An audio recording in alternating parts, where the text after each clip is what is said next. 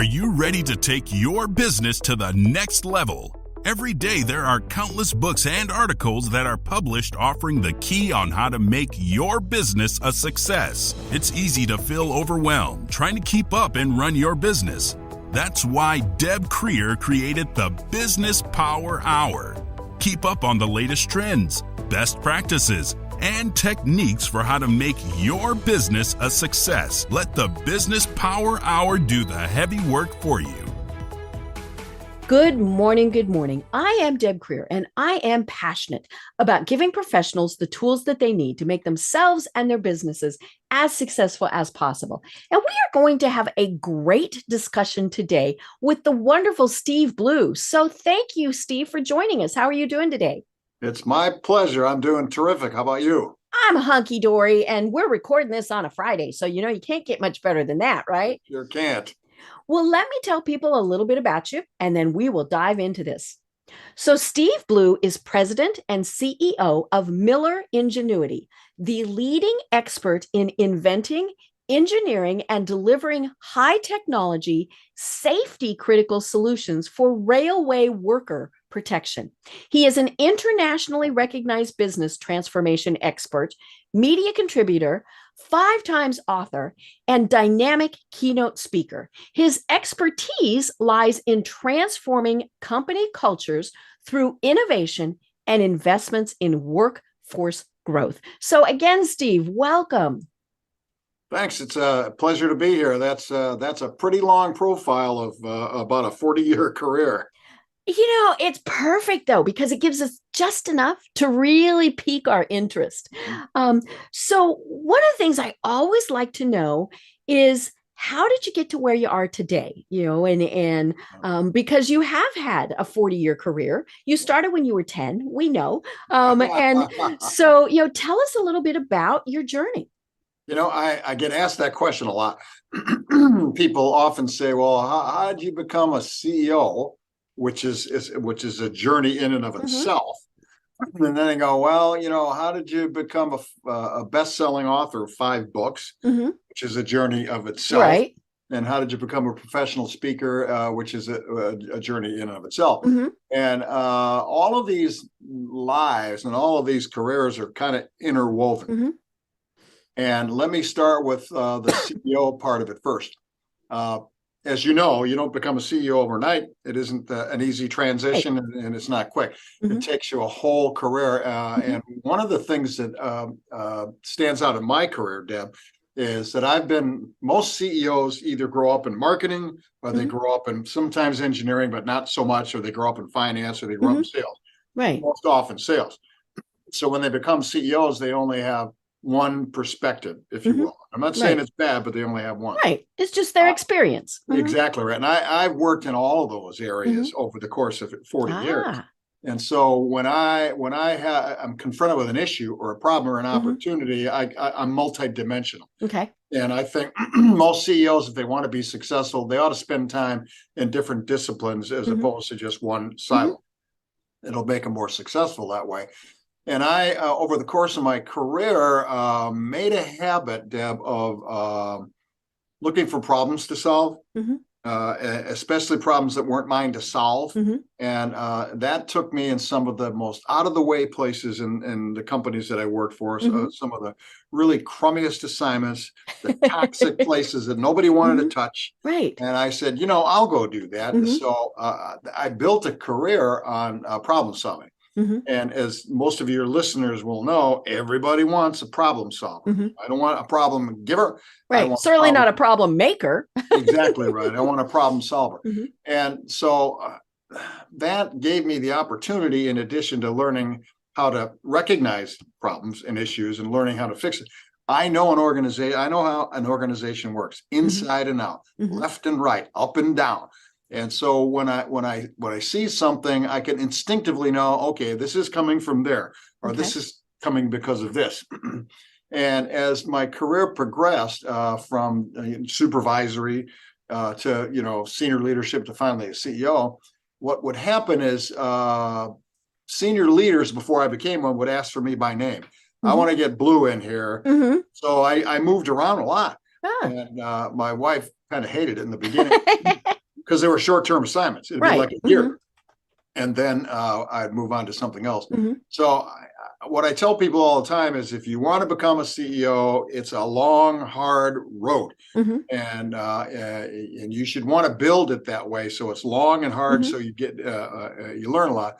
The other thing about becoming CEO, one thing I certainly found out is there are a lot of landmines along the way. A lot of people dislike you because you're in a position where you're making decisions they don't like, especially if you're trying to change a culture. That's death. That is absolute death. I mean, I've had rocks thrown through my windows. I've had death threats.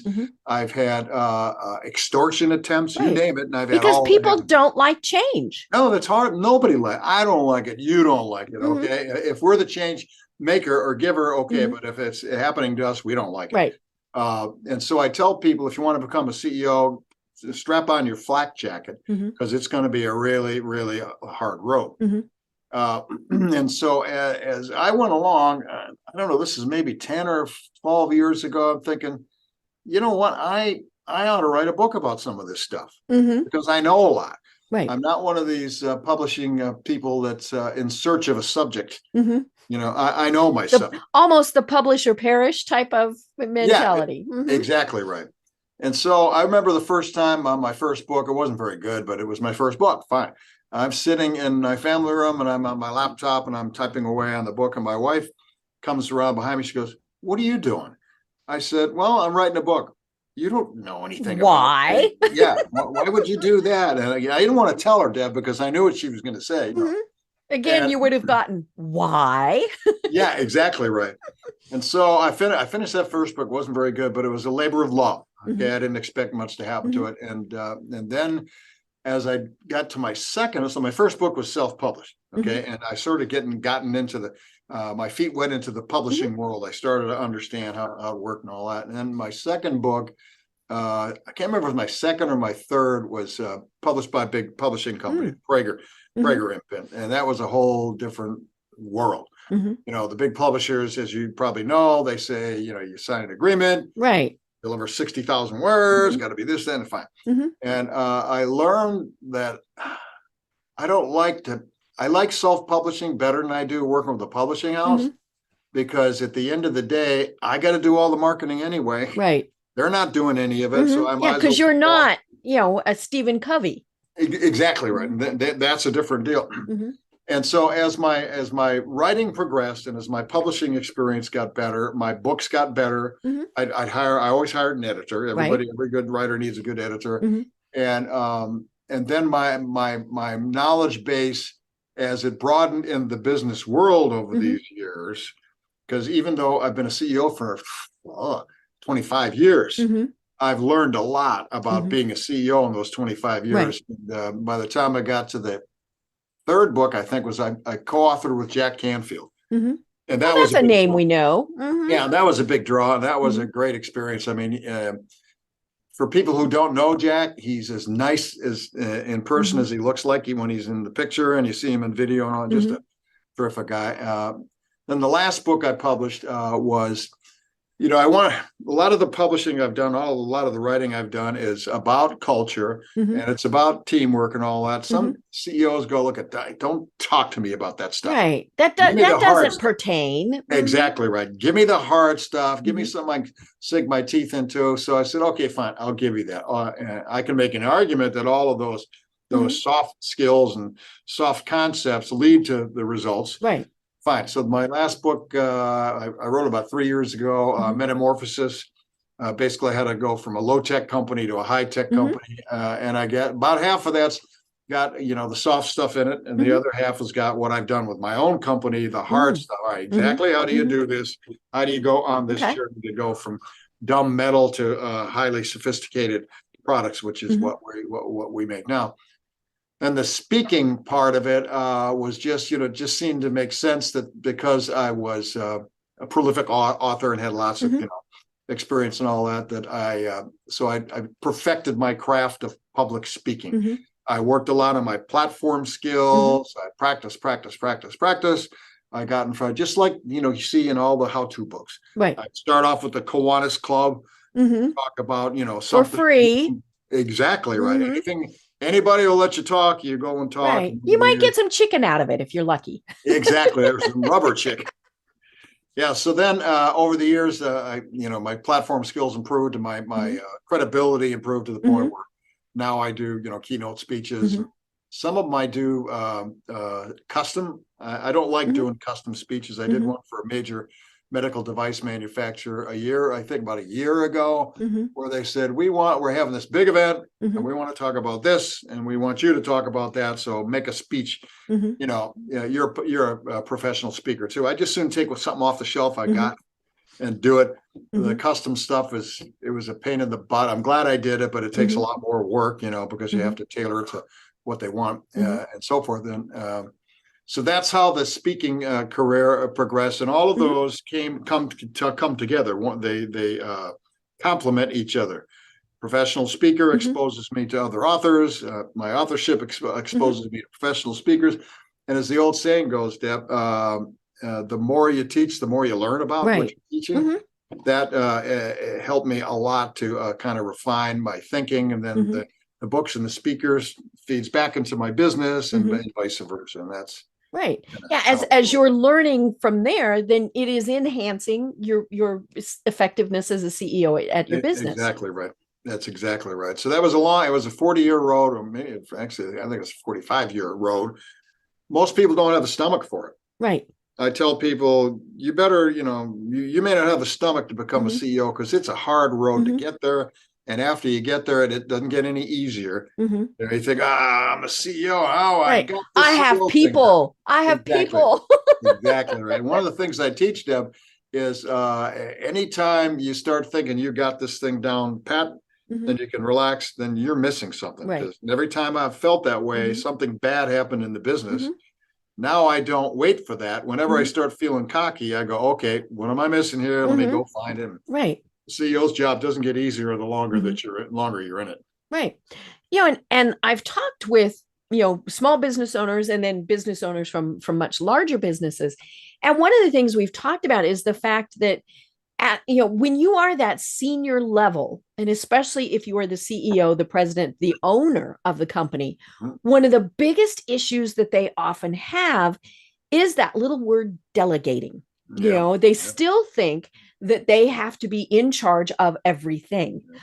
So how do you get around that? The delegating, that's a really good point, Deb. If you're smart, you delegate. Right now, here's sort of an average month for me. I've got senior leaders in marketing and sales, engineering, operations, and the CFO and all that good stuff. And I let them run their own show. I mean, I really let them run their own show. I don't know where they are at any given moment in time. Right. I don't care where they are. I don't know what they're doing. I don't care what they're doing. Because you trust them. Exactly right. And the key is to make sure you get really good people, then give them the tools they need, the freedom they need, and get the heck out of their way.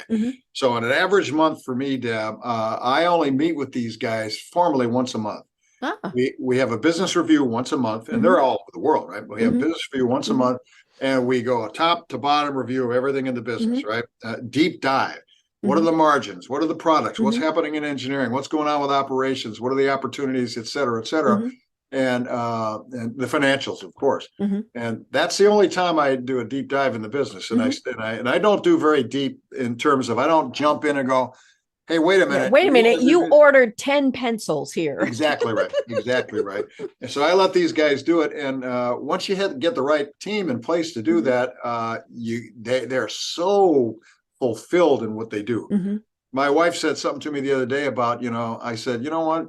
I'm kind of liking being a CEO. I do what I want. I do it when I want. I have to meet with my board 4 times a year and answer questions. Fine. But I have the freedom to do whatever I want and accountability, of course. And my wife remarked to me not long ago, he said, that's the freedom you give these guys too. And that's why my CFO has been with me 24 years. My senior VP of sales and marketing has been with me 16 or 17 years. My engineering guy's been with me like 20. I mean, these guys are so satisfied with what they do, because that's what everybody wants, right? Yeah. You don't want to be, and it's at whatever level, starting over every couple of years. Right. Exactly right.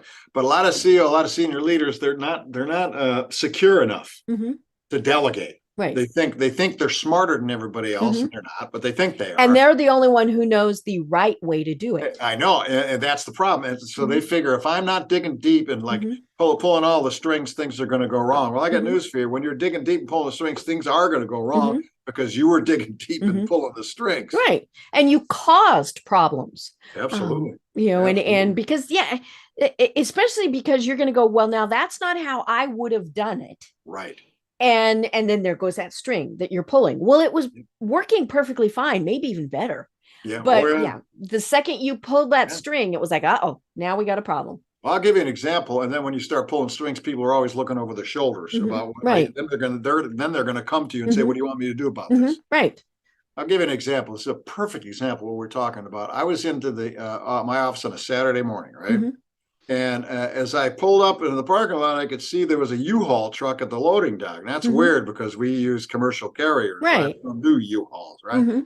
So my curiosity got the best of me. So I walked out to the loading dock, and there's about a half a dozen guys there. Some people from the factory, some people from engineering, a couple of people from shipping that. I can't remember if they're pulling something off, putting something on.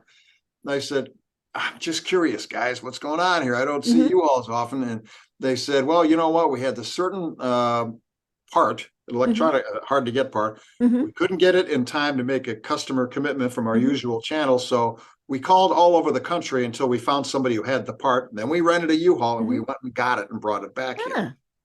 And I'm thinking to myself, this is hyperbole, of course. I'm thinking, who authorized you guys to rent a U-Haul? Right. Yeah. Where'd that expense come from? Exactly right.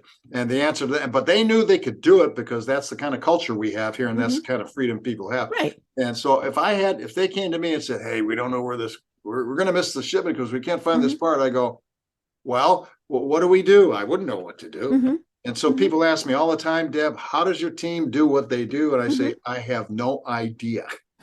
I really don't know. But again, you know it's going to be fine. Absolutely right. Absolutely right. Yep. So I just stay out of the way, and it works. And it's easier on me and it's easier on them too. Right. Yeah. I remember I had a guest on several years ago, and I need to look up his name because he owns a very large company, many hundred employees. And he said he had achieved his ultimate goal. And I, of course, said, and he said, I can go on vacation and not worry. And I thought, that's exactly it. And he said, does he check in a little bit? Sure. But it's not, I'm going to check my email every day. And he said, more than anything, they know that they can, his employees can contact him, obviously, if there's a major issue, but they also know that he trusts them to just do it. And so they might send him an email and say, hey, this is what happened and everything. But he said, for the most part, no, they do not. When he gets back, everybody fills him in. But he said, that was the ultimate thing to be able to say, I am on vacation and I'm on vacation, and I love that. And you can't lob their head off when they come to you with a problem either. Right. You do that one time and they will never bring you a problem again. You won't find out about it until it just kind of explodes. They, kind of along those same lines, they also have to be empowered to make those mistakes. Of course. And then you have to know, okay, if I have to get involved, they'll ask me to, but they can probably solve it on my own or on their own. They're better off if I stay out of it. I remember one time I'm in it was a business review meeting, and I started digging in on something I ought not to be digging in on. Right. And you're pulling those strings. I jumped in on it, and then I sort of stopped myself and I said, I probably shouldn't get involved in this. And my guy said, yep, you're right. You shouldn't. Right. Yeah. And then I backed off. Right. And it's funny as we were talking about this earlier today, the news came out that Elon Musk had hired a CEO for Twitter. I saw that. And of course, now everybody's all at Twitter with trying to know who it is, because all he did was, said she. So now everybody's like, oh, cool, it's going to be a woman. And, everybody's trying to guess who it is. But, and he had said he would do this because, all of his people were quitting, and more importantly, he was losing money. But I find it interesting, and we all know this was going to happen, right? He will still be the executive chairman and chief technology officer. And so I'm wondering what the Vegas odds are on how long the CEO lasts. Not long. Yeah. And I mean, that is part of him. I mean, whoever is taking this job, they're not doing it, blindly. They know what he is. Yeah. And his fingers are in every pie. He is definitely one of those who, good and bad, is just incredibly involved with his companies. Yeah. But when I saw this, I thought, yeah, poor lady. Hopefully she gets a really big golden parachute for, and his whole philosophy is just not what most CEOs do. You will stay in the office. You'll spend the night there. Right. No. And all of those things. But yeah, he is the opposite of what you've been talking about. Clearly it's been successful for him, but kind of at what cost? Mm-hmm. Far be it for me to criticize the richest person on the planet. Mm-hmm. But it does make you wonder, could he have done better if he had empowered his employees and just kind of stopped the tinkering? Well, a guy like him figures, I'm smarter than everybody else. Mm-hmm. And he kind of is. I mean, we all know he's, but he can't be smarter than everybody else on the planet. Mm-hmm. And so he probably acts that way. And I conclude the same thing, Deb, when I saw that announcement. I go, sounds like he's still in charge. Mm-hmm. So what's he bothering hiring this person for? Yeah. So he it was the stories that I read. It said he kept his promise of naming a CEO. Yeah. Right. Yeah. So, okay. But, and you look at people like, say, Warren Buffett, who is the opposite. He is exactly what you have been saying. He empowers, he steps back, and he knows that he has the people in place to do what needs to be done. Yeah, that's right. And of course, it worked out pretty well for him too. Oh, yeah. What's the stock worth now? $10 bazillion a share. I know, lots and lots of zeros. More than I can afford. I know. Yeah, one, right? It was. I remember when people would tell me they bought one, right. And you were like, really? I own 300 shares of whatever. And they said, let me tell you what Berkshire Hathaway's worth. Oh, yeah, right. That's a whole different deal. Mm-hmm, right. But it is about, trusting and empowering your employees. But it's, we can't get away from the discussion about COVID. I mean, that was one of those situations where we could plan. I mean, companies can certainly plan for a crisis, and I have done crisis management planning before. What happens if, say, the water sprinkler system goes off in your building? What if there's snowstorms? What if your CEO keels over dead? All of these various things. But nothing could have prepared us for being shut completely down for many companies. So how did you, what did you learn from all of that? I mean, I'm assuming that your company was considered to be a vital company. And so you were allowed to have people working. But, because you talk about all of a sudden, all the power just kind of went all sorts of different places and the authority. So how did you deal with that? Well, it's interesting you ask, because I just wrote a piece about this. I can't remember if it was Fast Company or Industry Week, one of those two. And the question that I posed to the readership was, the pandemic is a metaphor for the next crisis that you can't count on. It's coming to your business. You couldn't possibly. Because it'll happen. I mean, we remember September 11th. Exactly. And I, even though we were considered an essential business, you have a really big problem, and all of a sudden 40% of your sales goes away. Right. Which is what happened to us and happened to a lot of other companies. And the reason that most companies, I shouldn't say most, a lot of companies didn't survive the pandemic is because their balance sheets, it's really simple. Their balance sheets were weak. Right. When they financially could not survive. Exactly. Right. And I when I wrote this piece, I said, actually, when we got through the pandemic, our balance sheet was stronger than when we went in. Ooh. And that catches people's attention, Mm-hmm. and especially my board. It was like, wow, Mm-hmm. excuse me. And so what I tell people all the time is what you need to, you don't know what the next thing is. Okay. It could be our friends in the government. If we learned anything in the pandemic was they can do any damn thing they want. Right. Any And damn then, thing. federal and state level, because Right. that was what got confusing also. And you work multi-states and multi-countries. So that Right. had to be very confusing. It used to be, I had a business in Argentina once, and I sold it because, the government's unreliable and, and fickle and reckless and all that kind of stuff. And it used to be, well, you know what, you got to be careful in these other countries because the government could do something really nasty to you. Well, you got to be careful in the United States now. Right. They can do the same thing. So the piece I wrote was, okay, let's assume for a minute that your friends in the government outlaws one of your major products. Just tell us you can't do it anymore. Is that possible? Absolutely. And if you don't believe that, say some of the pharmaceutical companies. Exactly right. And if you don't believe that after the pandemic, you're a fool. Okay, so that's one scenario. Another, you can't imagine all the scenarios, right? A competitor emerges in a place that you never even knew they were coming from, right? A perfect example is my company. Our flagship electronic product is called Zone Guard. It's a roadway worker safety protection system. We weren't in that market. We didn't do anything even close to that.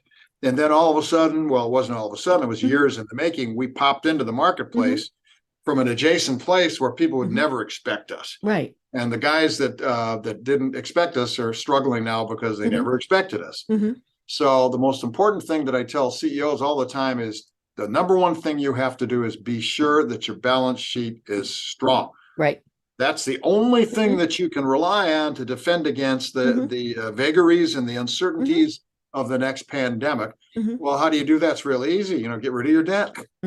Right. It's really easy. And have money in the bank or exactly right. The equivalent. Exactly right. I mean, our balance sheet is so strong. It's our financials and ratios are just absolutely die for. They've always been good, but I set about to making them better over the last 20, 25 years. And if I have a choice between borrowing money or not, I don't. Right. If I have a choice between taking big risks and not, I don't. Little risks, of course, you have to take risks. You have to. I mean, that's part of doing business. Yeah, but the most important thing is to get, and that can be a multi-year process if you have a weak balance sheet. But it can be done if you say no to some things. But there was I wrote an article for Harvard Business Review the other day about just because you can take business doesn't mean that you should. Right. A lot of CEOs got this strange, twisted notion that the bigger your company is, the better it is, and that the compensation schemes, the hay system is built on, numbers of people working for you and all that. It's madness. And I know of a company, I won't name them, that had a great business model. They had a huge need and niche in the marketplace. It satisfied a big problem. And then they went about opening up locations all over the United States. Then they ran out of cash. They expanded too quickly. Exactly right. And they'll go belly up. And their philosophy was all sales are good sales. I'll take more sales. I'll take more sales. Right. And what I say to CEOs is, no, profit is what you ought to be focusing on. Right. Your bottom line ought to be profit. That's what you ought to measure everybody on. Right. And it's amazing. And sales and profit are not the same thing. Not even close to being the same thing. I'll give you an example, Deb. I do not compensate my sales guys on orders. My sales guys, along with everybody else in the company, are their incentive. They have, base compensation. Right. Incentive is based entirely on did we make our budgeted profit number? And that's it. Okay, now every department will have their own internal goals and all that, but especially bigger companies, it's madness. Right. They have the manufacturing guy gets compensated to shove stuff out the back door, right? No matter what it is, right? The quality guy gets compensated to make sure nothing goes out the back door because it might be bad, might have a quality problem. Right. And the sales guys get compensated for, collecting orders, no matter what the margin is, no matter what the price, it's madness. All these organizational parts just sort of working against each other. So I tell people all the time, you should have one metric in your company that everybody gets measured on, and that's called profit. And you'd be amazed at how that changes behavior, especially from the sales guy. Right. Yeah, because then it's about teamwork. Exactly right. That's exactly the point, because then if everybody's pulling the same boat together with the same oars for the same profit, then I'll give you an example. I used to work for a company where the manufacturing guy, at the end of the month, 2 days before the end of the month, he'd load up a bunch of semi trailers with product that hadn't been sold yet, and he'd have them drive around town until the first of the month, and then he'd have them come back and unload everything that they just drove around town with. Why? Because he got compensated for product that went out the back door. Not what came back in. Exactly right. I mean, and that's what happens. People do all kinds of dumb stuff. They when you're not looking at profit, they cook the books. They have all kinds of really dumb things that they do. But big companies, it's madness the way they measure each other. And you're right. When you level that playing field, then everybody is in it to help everybody else, as opposed to how can I'm the only one that I'm going to be paying attention to. I'll give you a perfect example. We're on a calendar year. Our financial year is a calendar year. And it was, I don't know, December 23rd or something like that. And we were in danger of not making the operating income number for the year. Danger. It was coming down to like the last week. So not much anybody's going to do anything about anything 7 days right left. And especially with the holidays and all of that's exactly right. So I'm walking through the factory. Now bear in mind, this is factory. And one of the factory employees came up to me, because everybody knows where we are in relation to operating income, right? Because that's another important part. If you have transparency, then people are okay, we can do this now. Right. So I'm walking out in the factory, and one of the factory workers comes up to me and goes, "Steve, I'm really worried, and we're not going to make our profit this year." Now imagine that, a factory employee really worried about making the profit number this year. And I said, yeah, I kind of am too. I said, but we'll see how. And he said, what can I do to help make sure that we make that number? And that's the power of one, letting them know where you are, and two, incentivizing because they're all working together. Right. I had a guy once in an all employee meeting said to me, he said, well, it's one thing if I do my job, but if they're not doing their job over there, I said, that's why. Not my fault. Exactly right. I said, that's why you all got the same number. I don't care whose job it is, and you shouldn't either. Everybody has to pull together. And you should be doing what it takes to make sure they can do what it takes. Exactly right. Exactly right. But if he was getting compensated on his department and he was getting compensated on his, you'll never get teamwork. Right. Right. It's very simple. I tell CEOs, if you want teamwork, and very simple, give them all one metric where they have to row together or they all die. Right. It's a simple process. Definitely. And I always ask my guests for, topic points that they want to make sure they cover. And I'm guessing that this is right along in with this, where you say to create a Cirque du Soleil culture. Yeah. So talk to us a little bit more about why it is that. Yeah. You've seen a Cirque du Soleil performance, I assume. Most people have, right? So you got all these performers and they're swinging through they got ladders. You talk about death defying, right? Yeah. Oh, yeah. And what you don't see is the guy that's going to catch the other guy, right? You don't see him going, I don't feel like catching you too. I don't like him. Right. Exactly right. I don't like you, or I'm having a bad day. You don't see that, right? And Cirque du Soleil performers come to work every single day, all jazzed up to do better today than they did yesterday. Right.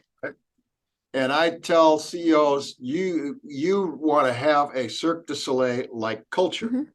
And then the first thing I get is a blind stare. And it's like, this is a business, kid. This makes no sense. It's not a circus. I said, well, maybe if you it might seem like a circus on occasion, but that it does. If you it's a model you have in your head. And so if you examine the Cirque du Soleil performers, what they're all incentivized to have a fabulous show. The one guy is not incentivized to be a good rope jumper or a good fire breather or whatever it is they do. They're all incentivized to come together and create a spectacular experience for the customer. And therefore they do.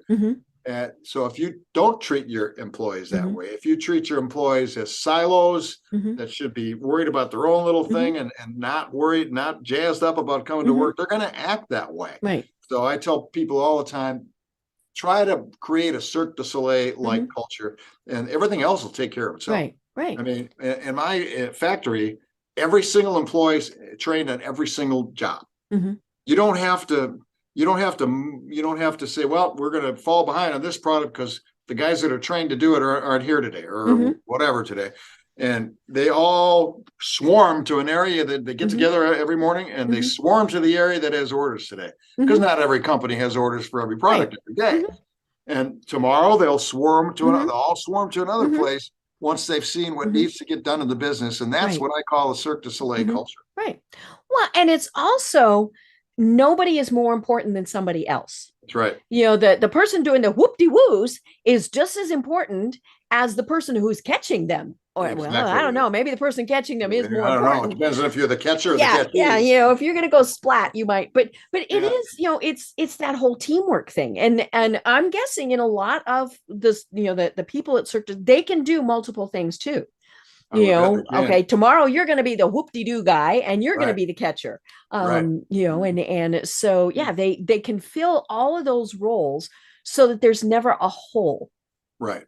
And you made a good point, Deb, about one person is not any more important than another. I can't remember who I wrote this for. It was a long time ago. And Bill O'Reilly got fired. You know, he was just, you know, larger than life, and whatever he did, he was causing all kinds of discontent, heartache, and God knows what else in the organization. And sales guys are really bad at this. You know, a lot of companies. Yeah, the company couldn't exist without your sales guys. Right. Exactly right. And if you got a sales guy that I had one once that he'd come up with this idea and he'd drag the organization around with it. And it created havoc in the factory with engineering. And we're chasing this thing. And no matter what it costs, you got to get it done. And I tried to convince him that, you know, the chaos and destruction that you're creating in the organization is not worth the sales that you're chasing. And he wouldn't come along, so I had to fire him. And that set a very strong, you know, it's not what a CEO says, it's what a CEO does. Right. And that created a very strong impression in the organization, because without even talking about it, because you can't, people understood why I let him go. And that helps people understand, well, yeah, okay. Because, you know, I'll give an example. I call it, there are no cool kids. Now, you remember when you were in high school, right? Right. I wasn't a cool kid. I was not either. You know, there were cool kids and there were not cool kids. I was not a cool kid. So I understand what that's like. And when we started going down the path of morphing into an high technology company, we did and still have, you know, lower tech products, because that's sort of what, you know, pays the way as you're developing new things. The last thing I could afford or would want would be the people on the low tech side to think they were not the cool kids, and the people on the high tech side thinking they were the cool kids, because all that will do is create discontent and discord in the organization. So I went way out of my way, like an example in an employee meeting, I would always say there are no cool kids. And while I love what the high tech guys are doing, I want everybody here to understand that you guys over here on the lower tech product, you're the ones paying the bills. And you're the ones creating enabling the process for them to do what they do. Because if you have different classifications, and the unions are great for this, they love to have different classifications.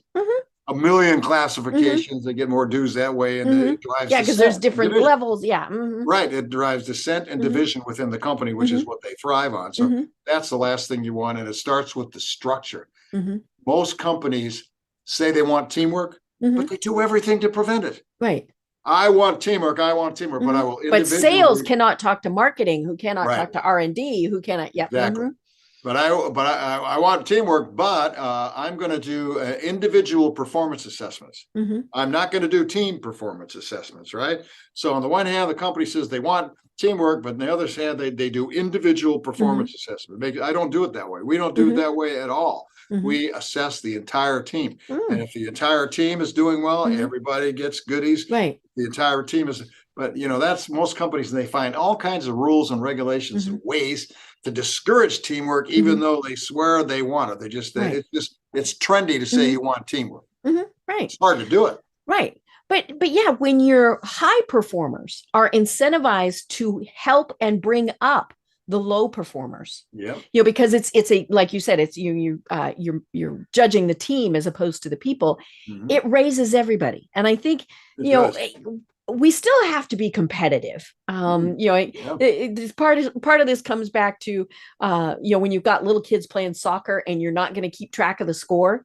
I always love people who do that, because I look at them and I say, yeah, you as the parent might not, but I can bet you money that every one of those kids knew exactly how many goals have been scored. And so competitiveness is what drives innovation in many ways, but there are certainly ways to do it where it's positive, as opposed to, something that just creates conflict. Yeah. And it's actually, it's kind of easy, really. I mean, the first thing, and I'm lucky because I'm what am I, a baby boomer, right? So I ought to be, by all rights, I ought to be stuck in the old mentality. Right. But this is the way we've always done it. Exactly right. And you do your job and you don't complain about it and you like it and all kinds of stuff. But I'm not.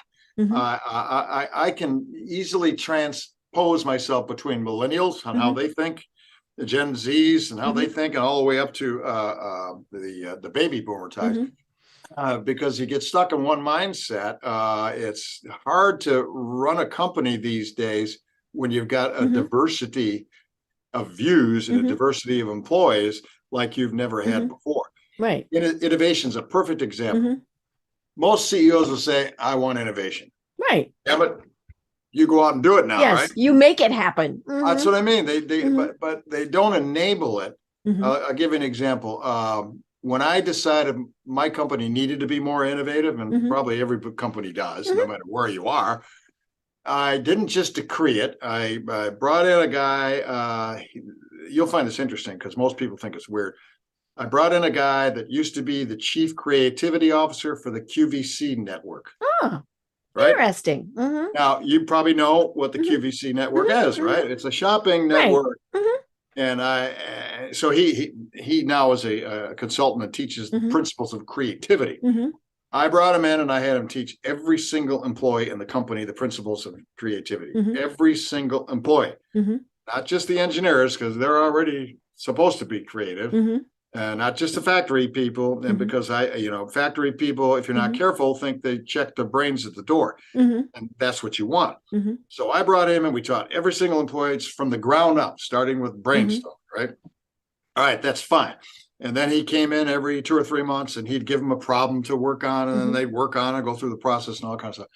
After a while, they started doing it on their own without anybody asking them to, and without anybody telling them to. And one day I'm walking through the factory and one of the employees came up to me and he said, you know what, this creativity stuff, we really like it. It's fun. When you give people freedom to think for themselves, it's amazing what good happens.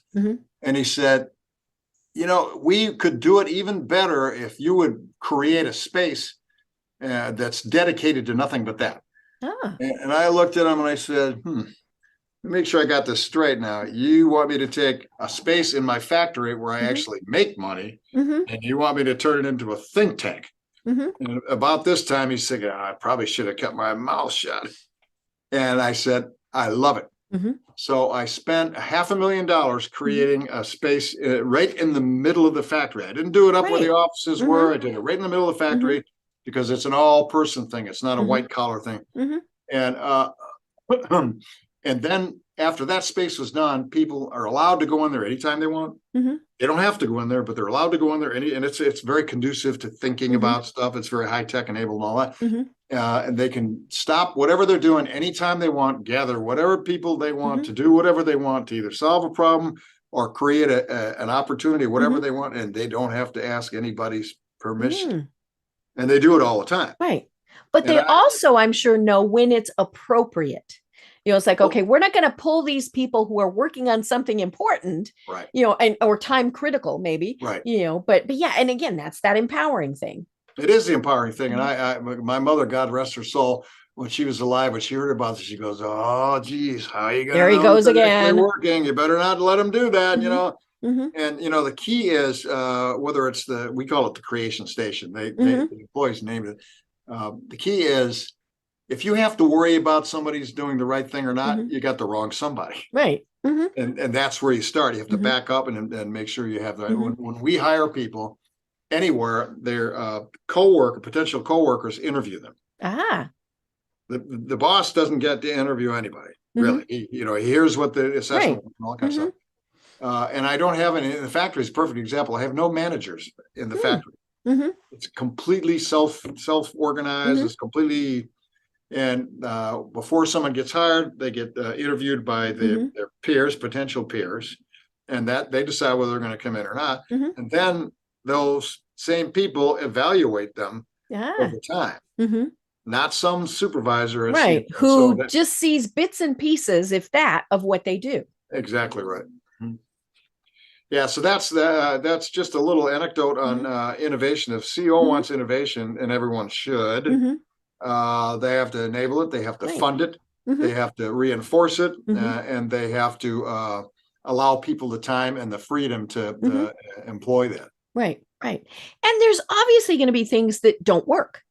So then Mm, the key is to figure out why it didn't work. Was it because we yeah, didn't have the right people, the right resources, the right whatevers?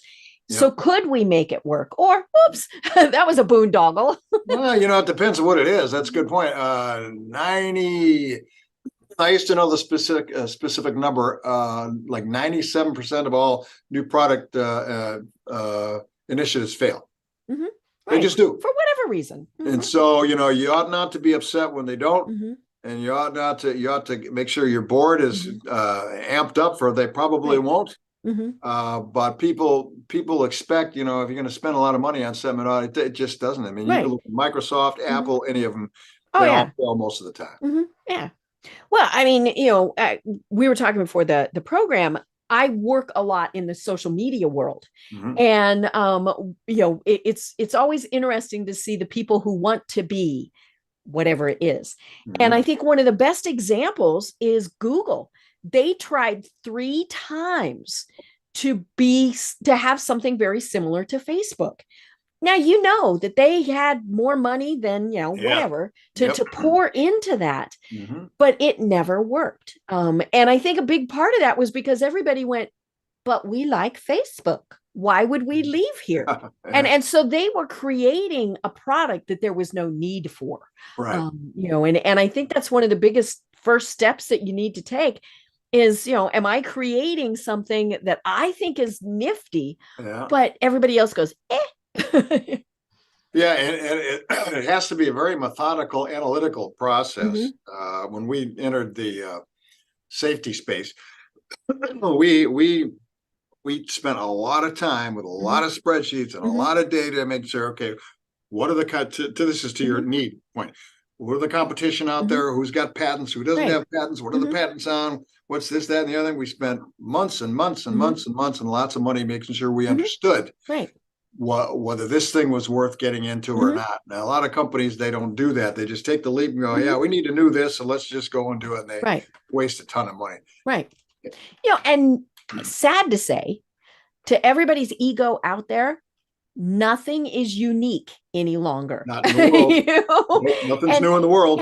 yeah, and you might think what you are doing is unique just because you've never heard of somebody else doing it. Yeah, yeah, But that is part of that research is finding yeah, out, okay, yeah, there is something different. I mean, there are still things that are innovative. I mean, Apple would obviously be one of the biggest yeah, examples of that when they yeah. said, hey, we're going to make this little bitty thing and you can put 1,000 songs in your pocket. Nobody else was doing that, but they Right. also knew just because they were first didn't mean they were going to be best. Now they are still pretty much, top dog, but at the same point, they knew that other people were going to immediately start doing it Of too. course. Yeah. So one of the things that you in your notes to me was the $10 million employee. Tell us a little bit more about that. I love this story. Not because I wrote it, but because I just love the story. In fact, I think it was my second book. I don't Mhm. know if you can see this or not. I know your viewers won't be Oh able to. yes, the $10 million employee. Yeah. And see this guy right there? Uh-huh. I paid for that image, right? I didn't Mhm. steal it. Right. And when my mother saw this book, Mhm. she looks at that. She goes, "Oh, people are going to think that's you." Right. No, no. Mhm. But here's what spurred me to write this book was Mhm. my family and I many years ago were staying at a hotel. It's Mhm. late at night. I don't remember the brand. I don't name brands anymore Mhm. because I get into trouble. But we walked in the hotel late at night. My kids were little, 5 and 6, something like that. And we were tired after a long day. And this hotel was magnificent. Mahogany, on the desk, and marble on the floors, and they had the warm chocolate chip cookies. It was just wonderful, right? So family and I went upstairs, and we wanted to get some room service, right? So I called and called and called and called, and nobody's answering the room service phone.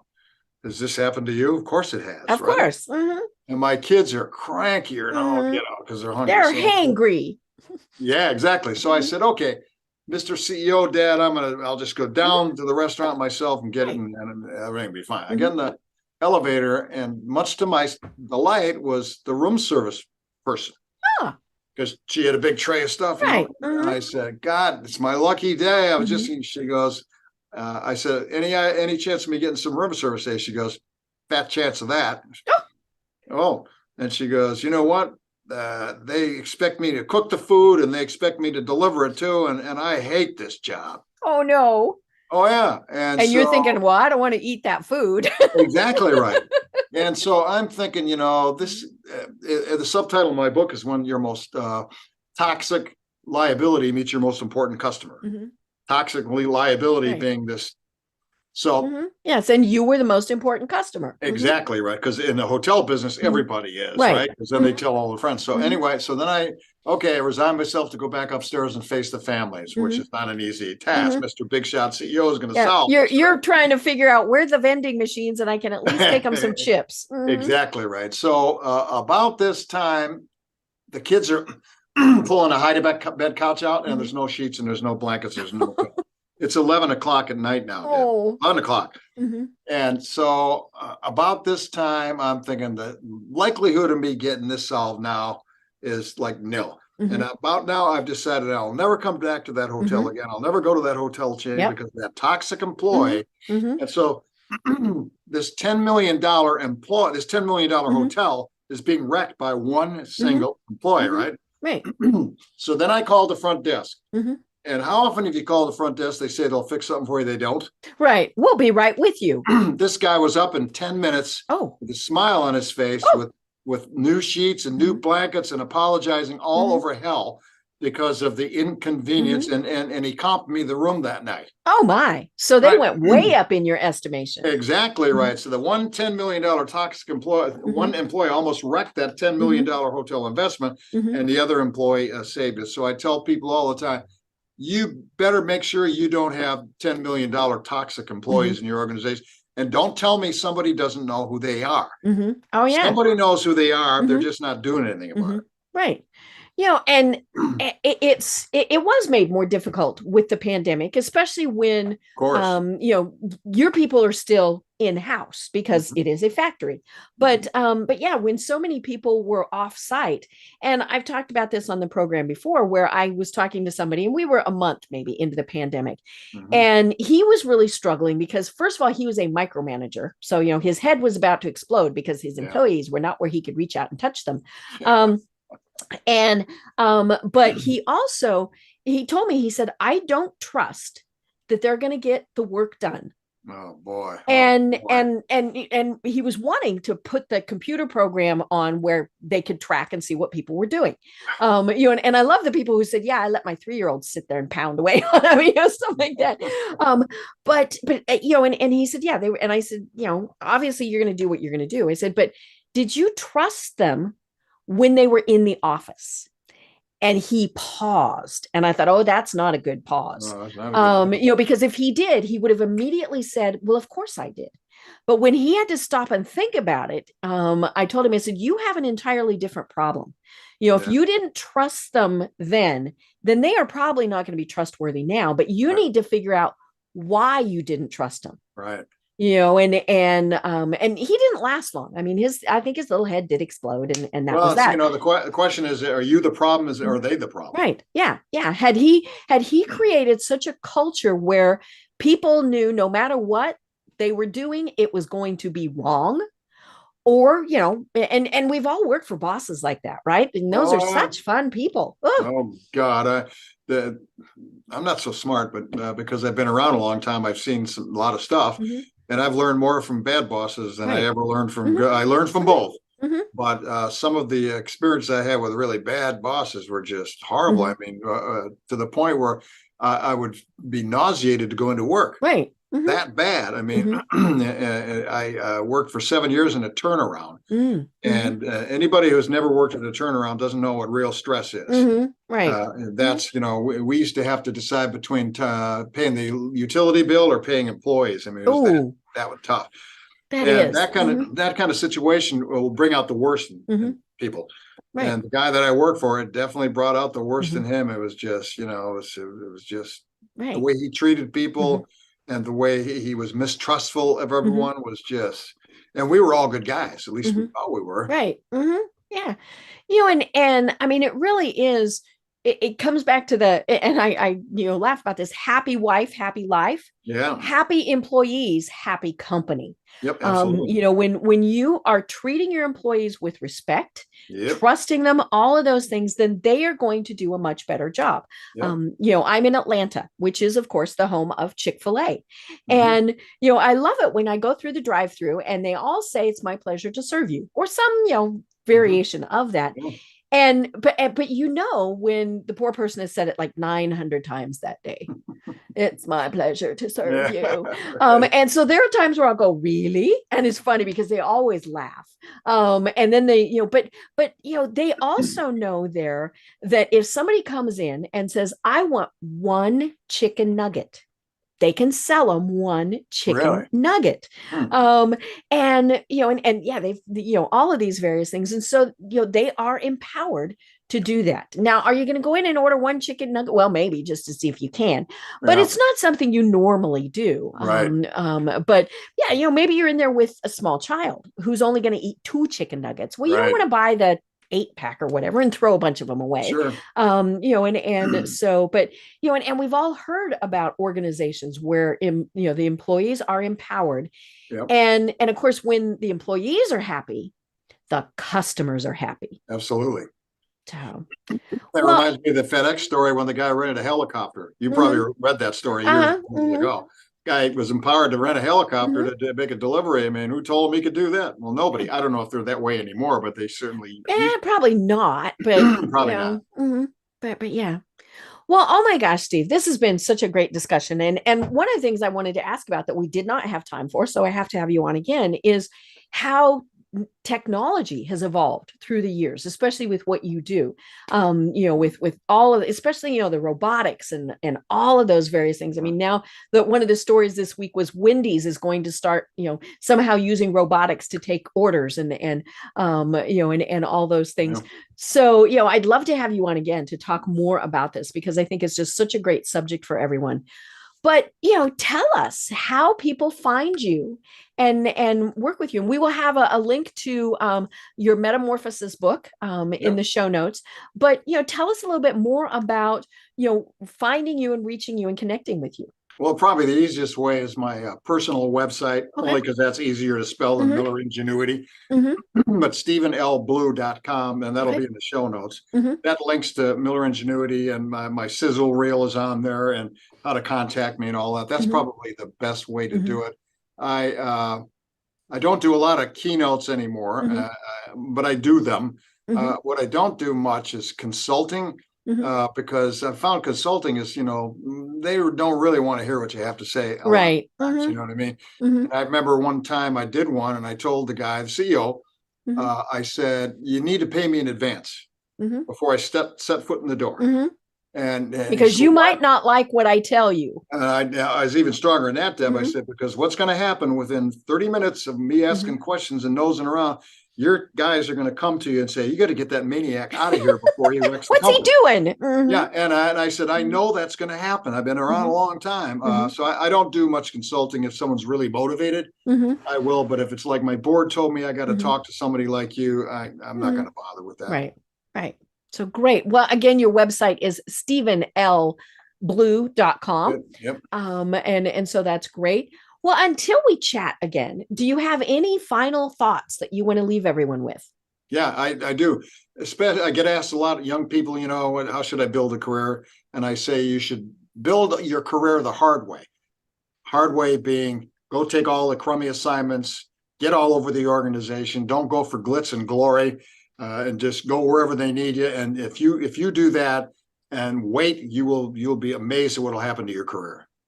I love it. Such wise words. Well, I am Deb Creer. I've been having a great conversation with Steve Blue, who is the president and CEO of Miller Ingenuity. And until next time, everyone have a great day. Tune in for our next program for even more trends, best practices, and techniques for how to make your business a success. The Business Power Hour, hosted by Deb Creer, is proud to be part of the C-Suite Network.